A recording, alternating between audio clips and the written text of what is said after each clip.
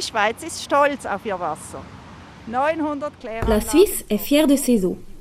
900 stations d'épuration font en sorte que les eaux usées des villes et des villages retournent propres dans le milieu aquatique. Mais les apparences sont trompeuses. De nouvelles substances menacent l'eau, des substances que les stations d'épuration ne peuvent pas éliminer. La Sissel, une petite rivière dans la vallée de Frickr, en Argovie.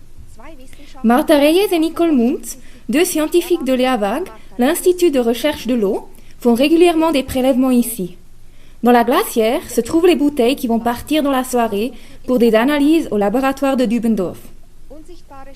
Des polluants invisibles, provenant de produits de nettoyage, de médicaments ou de cosmétiques, ne sont pas éliminés dans les stations d'épuration. C'est pourquoi les scientifiques étudient des échantillons par 2 fois. Une fois à l'entrée et une fois à la sortie des stations d'épuration. Christian Stamm est le directeur du projet. Dans la halle d'essai de l'EAWAG, il étudie les mêmes questions dans un canal, pour ainsi dire, dans un ruisseau artificiel. Le projet initié il y a 1 an commence à donner des premiers résultats. Nous voyons une nette influence des stations d'épuration sur les êtres vivants aquatiques. Certaines espèces que nous classons comme sensibles sont présentes en amont de la station d'épuration, mais sont totalement absentes ou moins présentes en aval. On observe par contre d'autres espèces, comme par exemple certains vers, qui apparaissent beaucoup plus fréquemment en aval des stations d'épuration. L'écoulement dans les canaux est généré artificiellement. Les chercheurs y observent de petits animaux et des algues. Comment les polluants agissent-ils sur eux ? Nous pouvons ici modifier de manière ciblée le ratio entre les eaux usées épurées et l'eau de la rivière, et ensuite voir quels sont les effets de ce mélange sur les organismes, que ce soit sur les algues, les insectes ou autres invertébrés.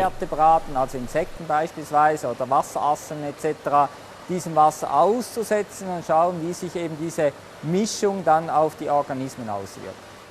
Les technologies modernes ne permettent pas d'éliminer tout ce qui est déversé dans les eaux usées.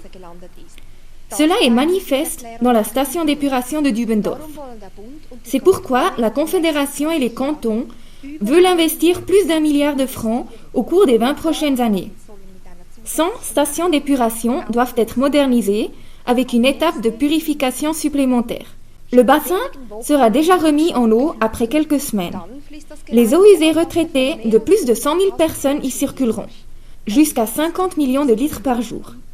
Ces plaques-ci sont cruciales. Elles diffusent des bulles d'ozone dans l'eau. Et c'est l'ozone qui à son tour détruit les polluants. Christian Stamm en est convaincu. Les investissements en valent la peine.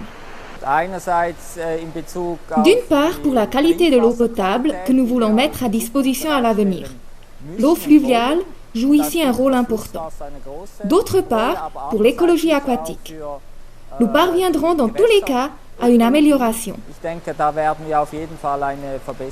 Les stations de traitement des eaux usées se modernisent et les chercheurs documentent avec précision les répercussions sur la vie aquatique. La Suisse réalise ainsi un travail doublement novateur pour la propreté de l'eau.